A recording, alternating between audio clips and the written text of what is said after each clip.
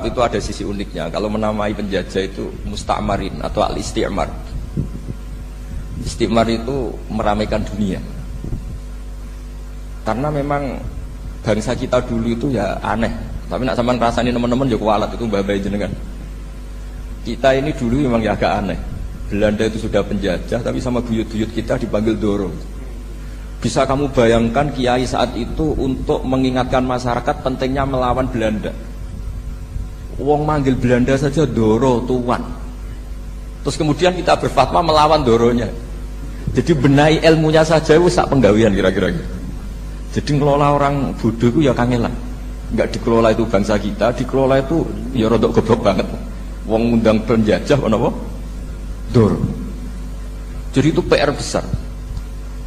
Tapi kiai itu punya seni untuk memberi penjelasan. Makanya di antara kelebihan ulama itu pasti warasatul anbiya itu di Fatona ada unsur kecerdasan. Cerdas itu seni mengelola pikiran manusia, itu namanya cerdas. Makanya saya berkali-kali kalau ngaji harusnya orang itu semuanya itu pengagum ilmu, jangan pengagum fakta, ini pengagum ilmu. Ya saya berkali-kali mencontohkan kalau Anda suami yang miskin, nggak punya uang, terus pulang dimarahin istri karena tidak punya uang atau kerja tidak sukses, harusnya kamu bangga. Anda juga kan yang berteori kalau suami nggak becus itu pasti dimarahin. Nah, ketika menjadi fakta harusnya Anda syukur bahwa ilmu Anda itu benar. Jadi pas istri marah,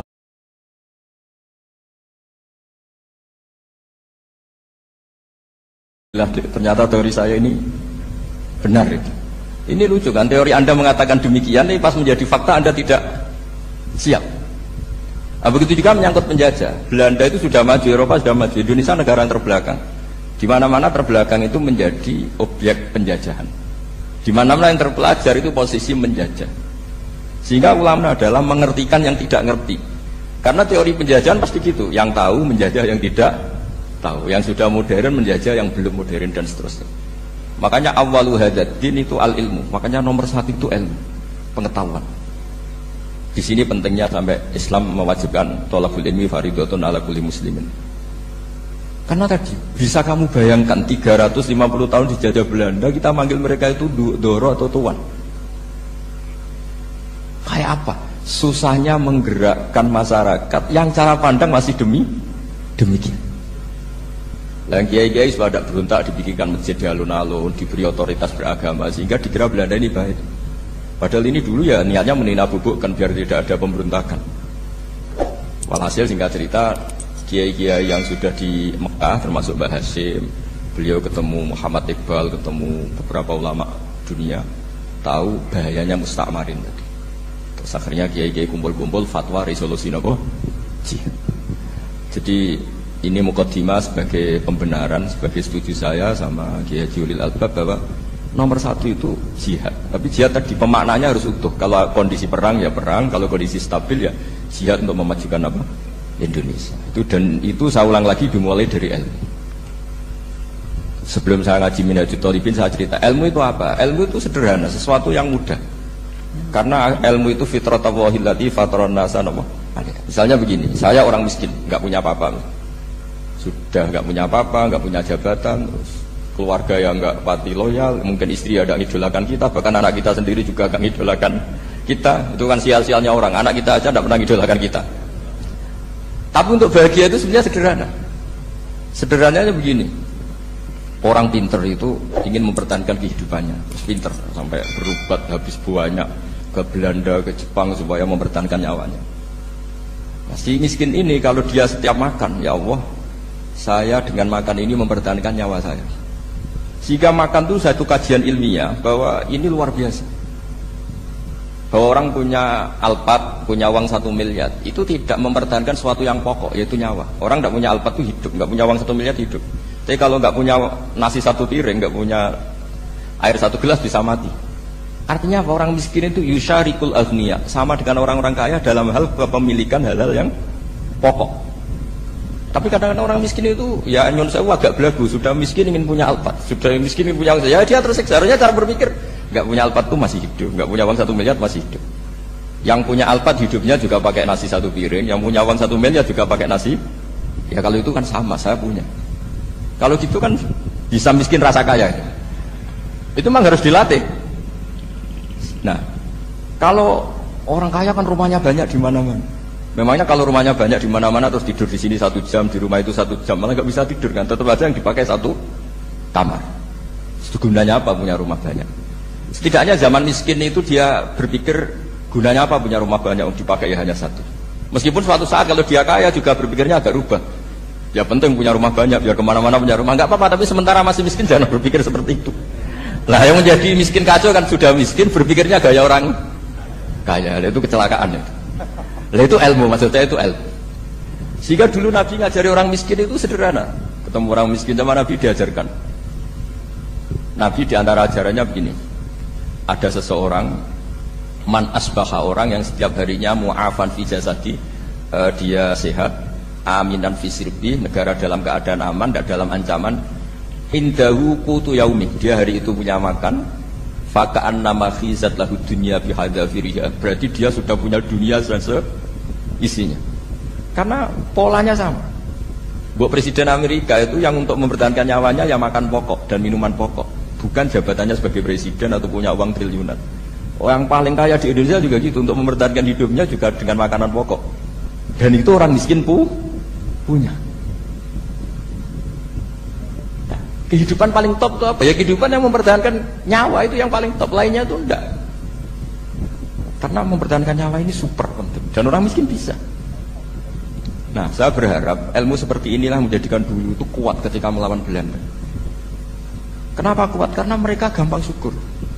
Barokahnya gampang syukur itu selesai dengan dirinya sendiri. Kalau bahasa intelektualnya itu, orang kalau sudah selesai dengan dirinya sendiri bisa berpikir memanfaati pada orang lain. Nah, dulu orang-orang miskin ketika era sahabat, termasuk era para ulama yang mendidik para umatnya, itu selesai dengan dirinya sendiri. Nah sekarang banyak orang miskin juga termasuk orang kaya, bahkan belum selesai dengan dirinya. Wah itu angel, ngajak jihad angel, karena dengan dirinya saja belum selesai. Maka masyhur itu kan ketika perang Tabuk ada orang datang, kira-kira kalau Indonesia pakai beras 4 kilo, ya Rasulullah yang 2 kilo tak kasihkan keluarga kami supaya bisa makan, yang 2 kilo tak kasihkan jenengan untuk biaya perang. Perang Tabuk itu perang tersulit, disebut perang Dadil Usra. Sekarang hitung saja, ini coba dihitung, mungkin yang bagian kasir tahu. Kalau 2 kilo kali 3.000, umat Islam masih itu sekitar hampir 3.000, itu sudah 6.000 kilo. 6.000 kilo itu artinya apa? Orang miskin ketika perang membiayai dirinya sendiri, itu satu. Kedua, dengan mental memberi, orang ini tidak tamak. Barokahnya tidak tamak, tidak nyalahkan yang kaya. Efek dari itu apa ketika perang Tabuk? Sumbangan dari Sayyidina Utsman yang jumlahnya besar sekali, yaitu di antara 1.000 dinar. 1 dinar kira-kira 4,25 gram, berarti sekitar 4.000 gram. Itu bisa diberikan alat perang. Sumbangan dari Abu Bakar juga bisa dipakai beli kuda untuk perang. Nah bayangkan kalau kebutuhan orang miskin ini untuk makan itu nggak mau urun. Wong saya miskin, nggak perlu urun, saya miskin dipakai alasan terus. Maka jumlah 3.000 ini akan mengurangi anggaran untuk belanja peralatan perang, karena untuk konsumsi orang miskin. Jadi itu kadang mangane tanduk itu kan repot. Wes miskin mangane tanduk, nak antri mo kan ribet. Artinya apa? Perang ini tidak fokus karena ngurusi konsumsi untuk orang-orang miskin. Nah, dulu zaman Nabi orang miskin pun semuanya heroik. Mereka dibantu gak mau, inginnya bantu. Sampai dicibir sama orang munafik. Apa gunanya sedekah 2 kilo? Perang ini perang besar antar negara. Pas itu mau perang melawan Romawi. Sampai orang munafik bilang alladzina almizuna almuttawiina minal mu'minina fi sadaqati walladzina la yajiduna illa juhdahum faskharuna minhum.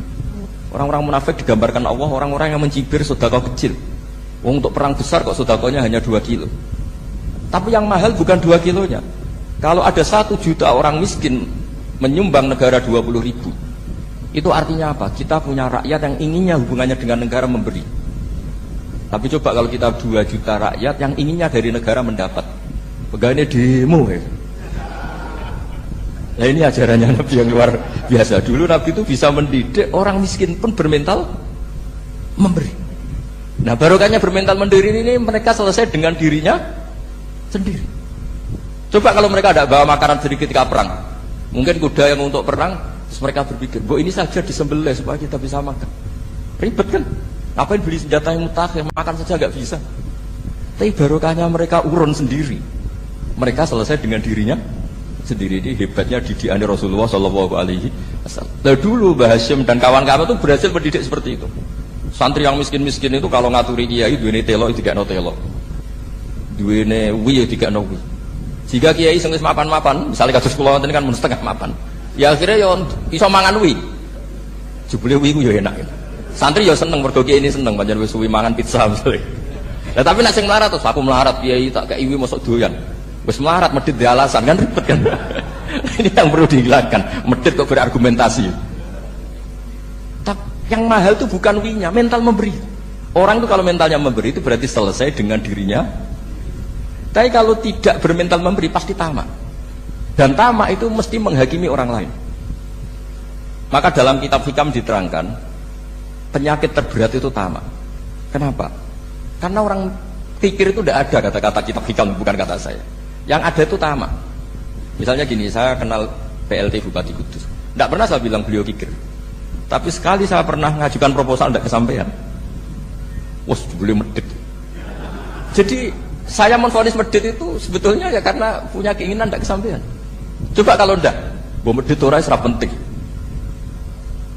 Misalnya anak-anak muda sama orang-orang cantik di Jakarta, pernah nggak kamu bilang itu sombong? Enggak kan? Setelah kamu bilang, Mbak aku ingin kenalan mbak sampean, terus dia nggak mau, baru kamu bilang sombong karena keinginan kamu tidak. Nah, bayangkan kalau orang bermental tomak, kayak apa bangsa ini?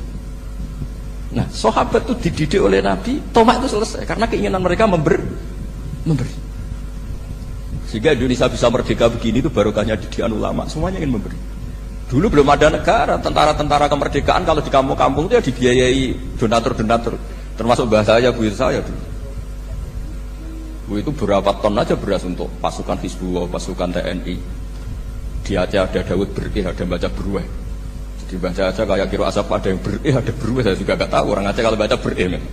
Nyumbang berapa emas untuk kemerdekaan Indonesia. Yang Kesultanan Jogja Legowo, Jogja tidak lagi negara tapi diberikan bagian dari Indonesia dan seterusnya. Nah, jadi semua ini barokahnya didikan Rasulullah SAW yang diteruskan para ulamanya bahwa nomor satu didik masyarakat itu bermental memberi apapun kecilnya ini selesai dengan dirinya sendiri. Itu kalau sampean nggak punya mental memberi, nanti pulang dari Pemda, sok acaraan kabupaten berkata ini ribet itu. Awas itu, bar ngaji langsung lali berarti sampean. Sudah kalau nggak urun ini sudah luar biasa, nggak urun untuk berkat itu sudah luar biasa. Jadi itu yang makanya Nabi itu Quran dimulai wa mimma razaqnahum yunfikun. Quran mengajarkan bermental memberi yunfikun. Nabi berkali-kali ngulang al yadul ulya khairum al yadis sufla. Dan memberi itu tidak harus nunggu kaya. Gambarannya Quran tentang orang baik itu gimana? Alladzina yunfikuna fis sarra wad dharra. Bukan fis sarra saja, ketika wad dharra juga. Saya pernah guyon sama orang kaya di Jakarta, dia uangnya miliaran, mungkin malah triliunan. Guyon sama saya, Gus saya ini sudah sekian bangun masjid di mana-mana. Saya ini berarti hebat. Enggak kata saya. Enggak ada masjid agama tetap jalan kata. Karena di kampung-kampung sudah banyak masjid kata. Masih keren tukang becak kata. Kok bisa Gus? Sampai nyumbang masjid 1 miliar, itu masjid apa kata? Ya masjid-masjid besar. Nah itu paling dipakai kubah atau menara atau apalah yang tidak mendesak.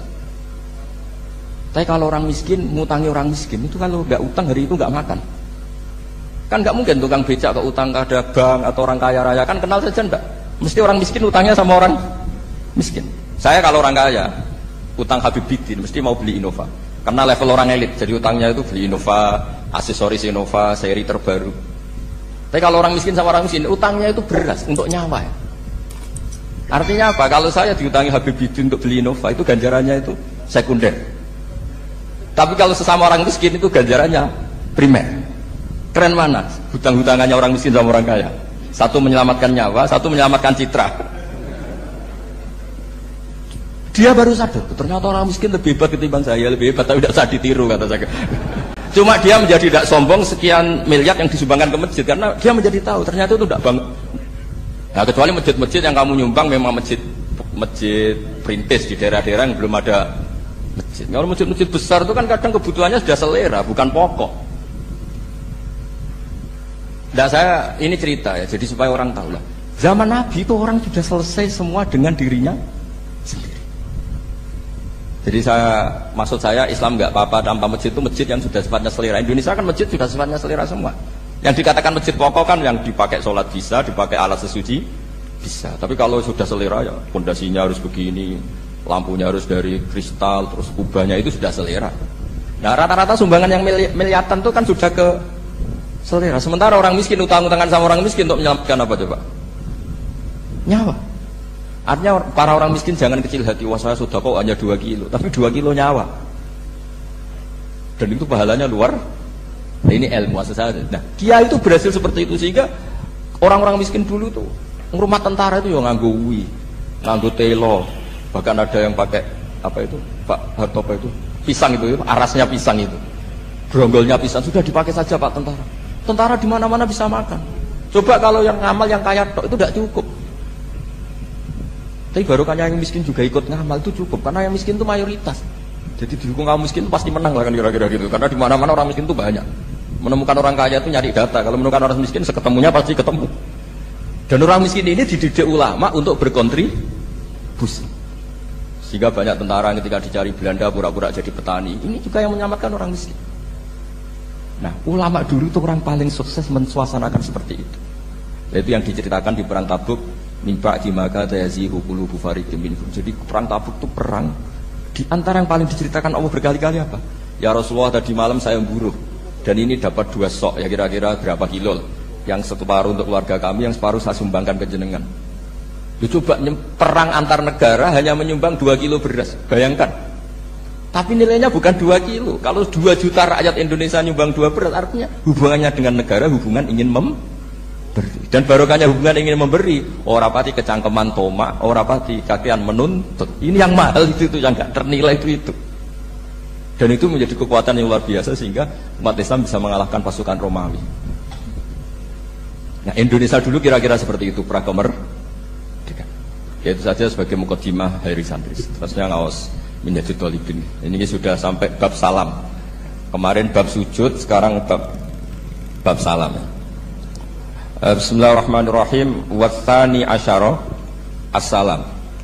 Ya kita tahu secara i'rab kalau sani pakai i'rab isim mangkus, tapi untuk asyara tetap mabni nasab, mabni fathah maksudnya. Jadi semua ulama ngendikan adat mulai ahada asyara sampai tis'ata asyara tetap berstatus mabni apa? Fathah. Sehingga di Quran inni ra'aitu ahada asyara kaukaba. Terus di beberapa di surat Mudatsir 'alaiha tis'ata asyar. Padahal itu jadi mubtada muakhir. Jadi alaiha itu tetap ngatasin rokok tis'ata asyara utawi 19. Tetap bacanya bukan tis'atu asyarin tapi tis'ata asyara. Jadi kita tahu secara hukum nahwu adat mulai ahada asyara sampai tis'ata asyara itu mabni napa? Fathah. Cuma khusus sani asyar yang saninya ini berstatus mangkus karena ada yaknya itu. Wasani asyar assalam wa aqalluhu assalamu alaikum wal asoh jawazu salamun alaikum. Kultu al-asoh al-mansus la yudzi'u. Jadi ulama itu ya lucu. Yang satu bilang al-asoh boleh salamun alaikum tanpa al. Tapi kata Imam Nawawi, al-asoh harus assalamu alaikum. Sama-sama diklaim sebagai kaul paling apa? Asoh. Karena seperti kita tahu dalam bab fikih, perkhilafan ulama itu rahmat. Ya saya ulang lagi, perkhilafan ulama itu rahmat. Contohnya ya ini, saya ulang lagi ya. Nomor 11 itu. Wasani asyar iku assalamu. Ya terus di sini disebut wa aqalluhu iku assalamu alaikum pakai al assalamu alaikum. Wal asohu te kaul sing asoh iku jawazu salamun alaikum olahe nglafatno salamun alaikum. Terus kultu dewe Imam Nawawi al asoh al mansus la yujzi'u. Wallahu a'lam. Jadi menurut Imam Rafi'i boleh salamun alaikum tidak pakai apa? Al. Itu juga diklaim sebagai al-asoh. Tapi menurut Imam Nawawi yang al-asoh harus assalamu alaikum, tidak boleh salamun alaikum. Terus wallahu a'lam wa annahu la tajibu niyatul khuruji. Jadi ketika Anda salam tidak harus niat keluar dari apa? Salat. Dengan kamu salam berarti otomatis keluar dari apa? Salat. Nah ini menjadi problem menurut pemikiran banyak ulama. Karena ketika masuk sholat harus niat masuk sholat. Karena ketika kita takbir kan bisa takbir demo, ya kan? Kan macam-macam kan?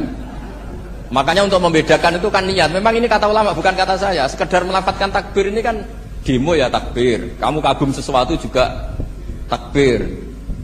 Orang Indonesia itu kadang orang nggak sholat pun bilang subhanallah, memang sudah jadi bahasa nasional. Kalau kaget tuh bilang, saya punya kenalan Cina itu kalau punya uang ya mohon alhamdulillah. Tak tanya kok bilang alhamdulillah. Orang-orang Islam tuh kalau seneng bilang alhamdulillah.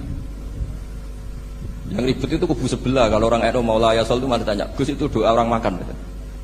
Kok bisa? Biasanya orang NU kalau makanan sudah keluar mau layasol ya ribet. Aduh repot itu. Jadi kadang-kadang wiridan itu sudah jadi bahasa nasional. Jadi Cina orang nggak sholat tuh kalau punya uang ya bilang alhamdulillah. Kadang orang yang nggak sholat tuh tanya, ya ribet. Makanya ulama itu berdebat. Lafaz-lafaz seperti ini itu apakah wiridan apa adat? Nah untuk membedakan adat dan yang lain maka dibutuhkan niat. Makanya Allahu Akbar harus niat untuk masuk sholat. Nah normalnya salam juga harus niat keluar sholat. Biar karena masuknya niat ya keluarnya harus niat. Itu menurut sebagian ulama. Tapi sebagian yang lain enggak lah, kalau selesai tidak perlu niat. Tapi tadi sebenarnya ada problem. Jangan-jangan salam ini salam adat.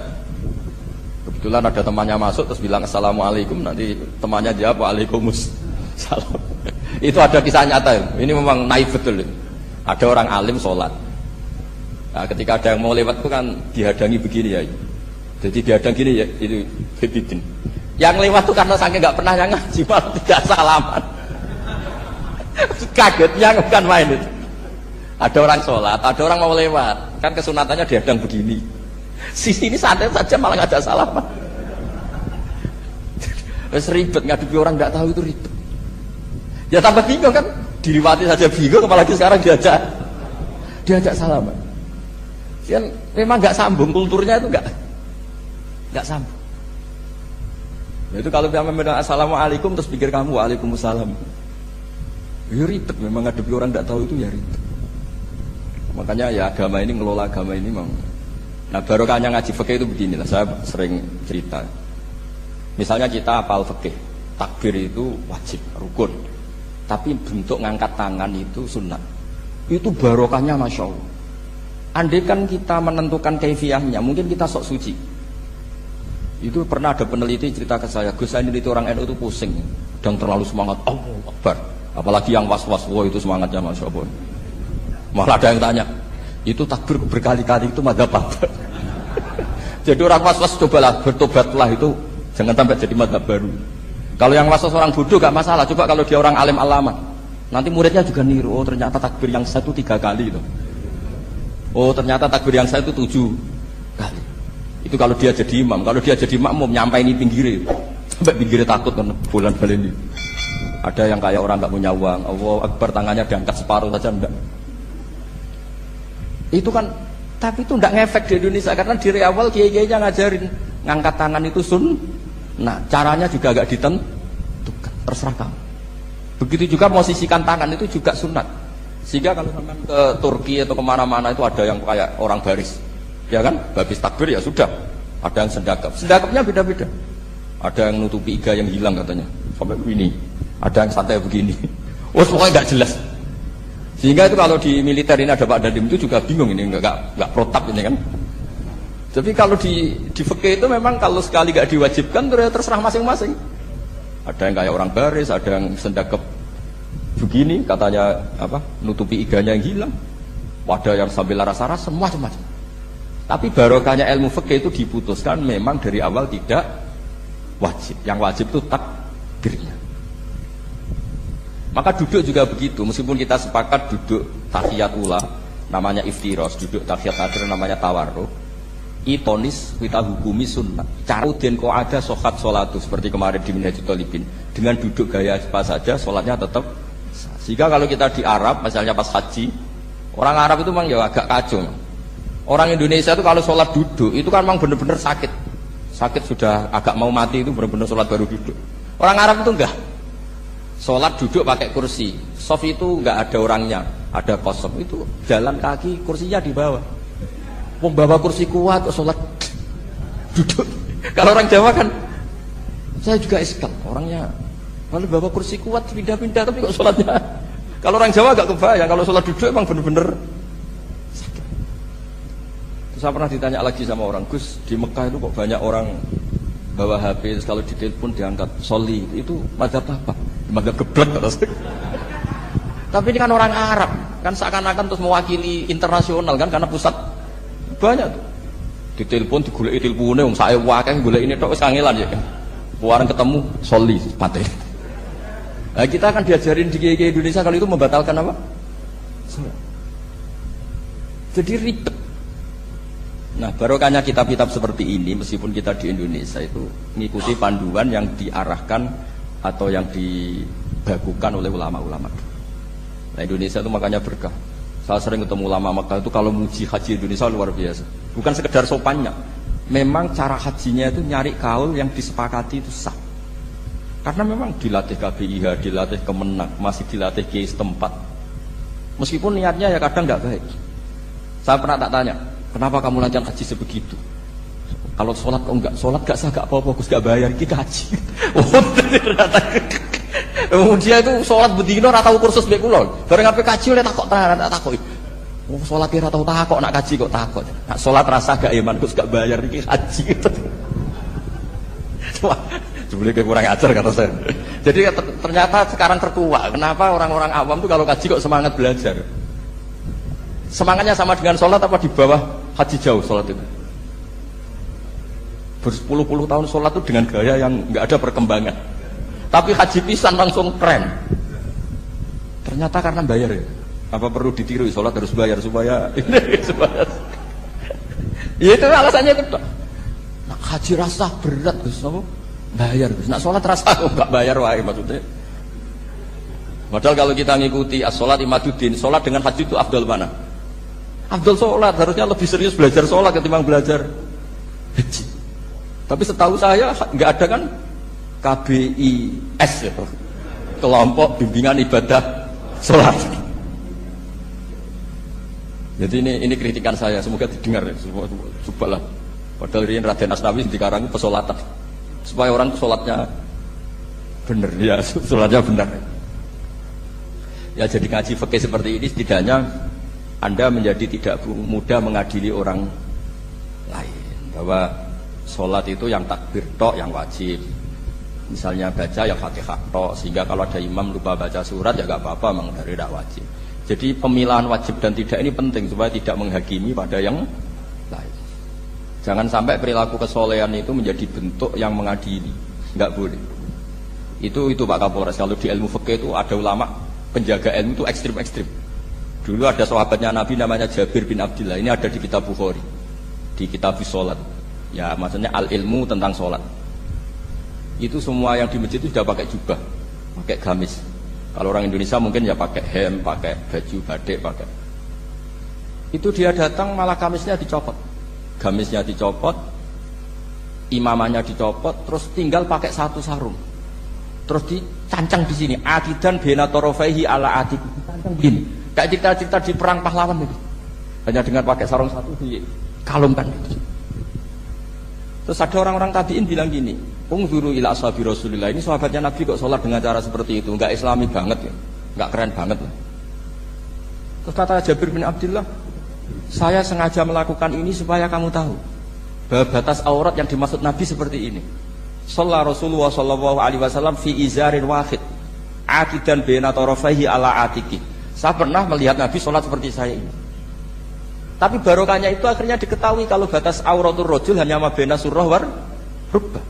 Andai kan tidak ada perilaku Jabir seperti ini, orang akan ngira bahwa syaratnya sholat itu harus pakai jubah, syaratnya sholat harus pakai hem. Akhirnya orang-orang yang kebetulan tidak pakai jubah, tidak pakai hem bingung. Misalnya dia katoan seperapat, pakai kaos, neng tengah hutan, rasa sholat, ngaku ranggo jubah, ribet kan? Artinya apa? Ilmu ini harus dijaga konstitusinya, barokahnya perilaku Jabir ini, orang tahu batas aurat. Jadi yang lainnya itu mukamilah atau kesunatan. Nabi juga seperti itu. Semua sahabat itu tawaf itu musyatan, berjalan. Tapi Nabi sebagai tokoh dan pas itu sehat. Saya ulang lagi, pas itu sehat. Ini hampir semua ulama bilang pas itu Nabi sehat. Nabi malah naik unta. Itu kata Imam Nawawi dalam kitab Masbu', Nabi naik unta itu lebih afdol ketimbang yang jalan. Padahal trennya ibadah kan al-ajul bi qadrit tak. Karena apa kata Imam Nawawi? Itu menjadi konstitusi ilmu bahwa syarat sahnya tawaf tidak harus jalan. Andai kan Nabi saat itu kok ikut jalan, maka dikira di antara syarat sahnya tawaf harus jalan. Maka kita kebingungan ketika pakai kursi roda karena tidak punya rujukan hukum. Ini barokahnya Nabi pakai berkendara, Orang menjadi tahu, oh itu berjalan itu tidak menjadi syarat sah. Berkendara juga boleh.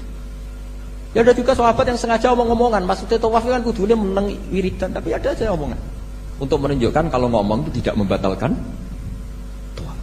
Sampai seperti itu ulama menjaga konstitusi ilmu. Makanya nyuwun sewu kayak kita ini yang anaknya tokoh, apalagi ini di sini ada Gus Albab, termasuk ada saya, yang anak-anaknya tokoh itu memang sudah harus mulai biasa lah. Karena dulu kalau soleh kebanget itu ngel-ngel orang. Abu Bakar, saya tak cerita Abu Bakar itu soleh banget. Saking solehnya itu ini gak akan ada yang niru, saya yakin. Beliau itu hari pertama diangkat khalifah, hari berikutnya masih dagang di pasar. Sehingga kita ditegur supaya tidak usah dagang, dicukupi negara. Beliau setuju, dapat gaji. Setelah mau meninggal, semua gajinya itu disuruh ganti uang pribadi karena beliau merasa tidak nyaman. Uang mengkhidmati negara kok minta uang, ganti soal uang pribadi, diganti. Nah, itu ya tentu tidak wajib, pejabat juga agak minat niru. Nah tapi lucunya apa? Sayyidina Umar ketika Abu Bakar sudah meninggal itu kritiknya lucu. Kamu itu solehnya berlebihan. Ab taman badat. Sing repot sing genti. Nak soleh kok jangan teman-teman. Mesti nak soleh ya dikira-kira lah. Jangan teman-teman. Sakit sing genteni repot. Makanya saya sering jagungan sama putra-putrane Mbah Mun itu. Nak keluarnya gitu. Abai gue alim, gue anteng, ngaruhnya gede. Terus diterima semua pihak. Repot sing genti. Mengenai kalau khusnudon, anak kiai kepas-pasan pun mesti ikut dianggap strategi dengan cara seperti itu. Loh iya loh, kalau misalnya kita hanya Kapolres itu anak kita kan bisa Kapolda. Tapi kalau kita sudah Kapolri itu anaknya juga jadi Kapolda, belum kayak bapaknya kan. Jadi Kapolres belum kayak. Jadi kalau bapaknya hanya Kapolres kan anaknya masih gampang lah, nanti Kapolda sudah ngelangkai kan. Jadi kadang-kadang itu artinya ulama dulu itu hebat cara. Makanya kamu jangan kaya-kaya banget, jangan sukses-sukses banget. Kasihan anak kamu nanti ini. Kasihan deh. Makanya sebenarnya jadi kiai itu yang ingin bener-bener banget, tapi sakit santriku lah kira-kira. Ini bukan justifikasi, tapi ini cerita saja cerita. Jadi di antara makalahnya Sayyidina Umar yang terkenal itu komentar Abu Bakar tuh at-abta man ba'dak. At-abta ngel-ngel no sira man ing wong ba'daka sausti sira. Kowe iku terlalu bener sing repot aku iki penggantimu.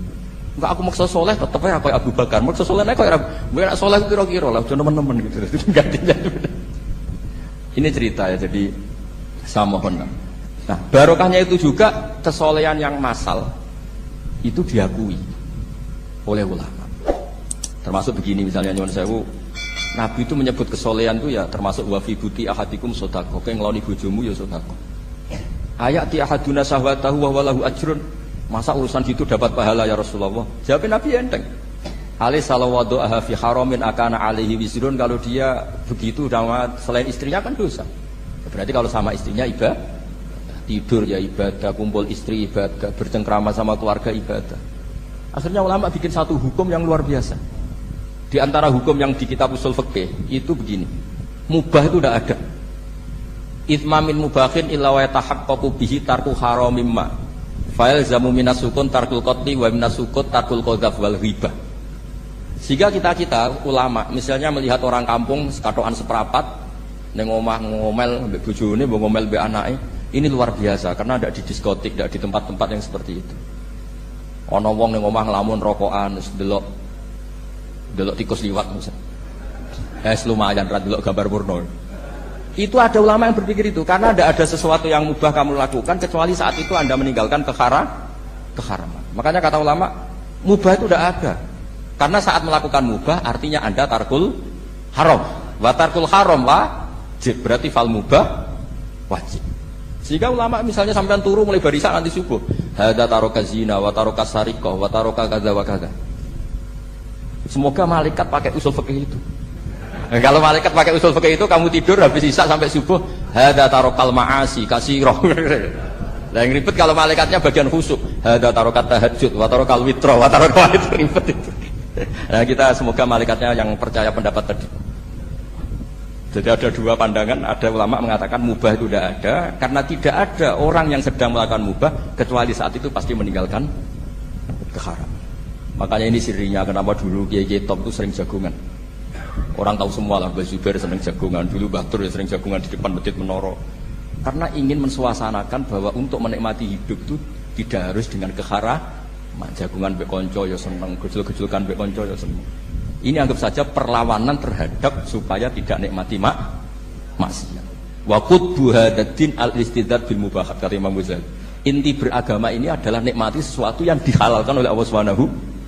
Coba ketika orang lain bisa nikmat kalau harus ke tempat-tempat maksiat. Kamu cukup nikmat ketemu kanca gejul-gejulkan zaman mondok padha mlarate.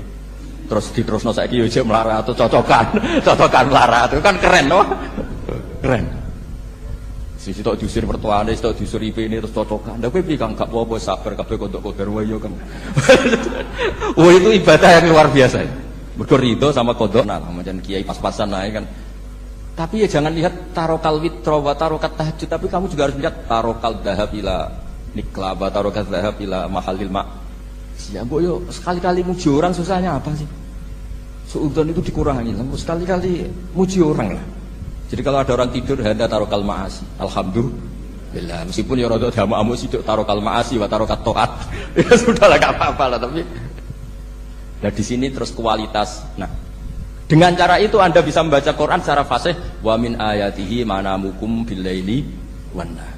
Kenapa sekedar tidur kok dianggap wa min ayatihi? Di mana-mana ayat itu kan hal-hal yang luar. Ini tentang tidur saja kok dianggap ayat. Itu bisa dimaknai keren kalau Anda pakai kaidah usul fikih, yaitu dengan tidur berarti Anda meninggalkan sekian maksiat. Sehingga disebut wa min ayatihi manamukum billaili wan nahar. Nah, saya berharap konstitusi seperti ini jalan terus. Ya saya baca ya sampai salam selesai. Wa akmaluhu assalamualaikum warahmatullahi marroten yaminan wasimalan. Multafitan fil ula hatta yura khadduhul aiman. Tapi itu hanya akmal ya. Jadi ukuran paling sempurna kalau salam itu melengak ke kanan sampai dengan pengandian ini bisa dilihat dari belakang. Tapi tetap saja itu ukuran apa? Akmal, tidak menjadi syarat sah. Jadi ya sampai melengak gini sampai kira-kira terlihat dari apa? Belakang. Tapi ukuran itu tetap akmal hatta yura khadduhul aiman. Wa fisaniyah satruse alisa terus nawiyan assalam alaman an yamini wa yasari minal malaikati. Dia meniatkan salam itu kepada orang-orang di sisi kanannya mulai malaikat dan manusia dan jin. Wayan wil imamu assalama alal muqtadin wa hum arradda alaih wa hum yanwauna napa arradda alaih. Jadi wahum yanwuna arradda alaih. Jadi imam niat salam untuk makmum, makmum niat membalas salamnya apa? Imam. Tapi itu saya ulang lagi hanya akmal. Terus asal isya asar tartibul arkan kama dzakarna. Jadi pentingnya, jadi jangan kira terus ngaji kalau wasunanuhu wa akmaluhu tidak penting, itu penting sekali. Barokahnya status akmal dan sunnah ini kita tidak mudah menvonis orang lain karena kita tahu ibadah itu hanya berstatus sunnah. Coba kalau nggak ada ketentuan itu, kita akan mudah menyalahkan orang. Salam kok orang melengak blas itu sholatnya sah atau orang? Padahal dari awal melengak itu statusnya hanya sunnah. Kemudian untuk penutup supaya ini clear ya. Saya pernah baca di Syarah Bukhari yaitu Fathul Bari. Nabi itu kalau setelah salam itu mukbilan biwajihi alal hadirin. Jadi Nabi langsung menghadap ke timur, nantikan Indonesia menghadap langsung ke timur. Tapi uniknya para syurahul Bukhari itu menganggap itu tidak satu sunnah yang tidak jadi satu sunnah yang permanen. Tapi kata para syurahul hadis, siapapun boleh melakukan gerakan yang bisa memaklumatkan kalau sholat itu selesai. Saya ulang lagi ya, jadi Nabi menghadap ke timur kalau di konteks Indonesia itu sebagai bentuk maklumat, ini loh sholat saya sudah. Karena takutnya apa? Orang yang dari jarak 2 kilo 3 kilo ingin makmum sama Nabi. Andai kan Nabi tidak menghadap ke timur, tetap posisi seperti sholat menghadap ke kiblat, maka orang dari luar mengira Nabi fi sholatin. Ya, Nabi masih dalam. Bahayanya apa? Kalau orang ini langsung takbir usolli fardhu zuhri misalnya makmuman, ternyata Nabi sudah sholat. Berarti sholatnya enggak sah. Kenapa? Irtibatus sholat atau robtus sholat biman huwa laisa fi sholatin. Dia menggantungkan sholat dengan orang yang sudah tidak. Dan itu bahaya sekali. Masa kamu sholat makmum sama orang yang sudah tidak.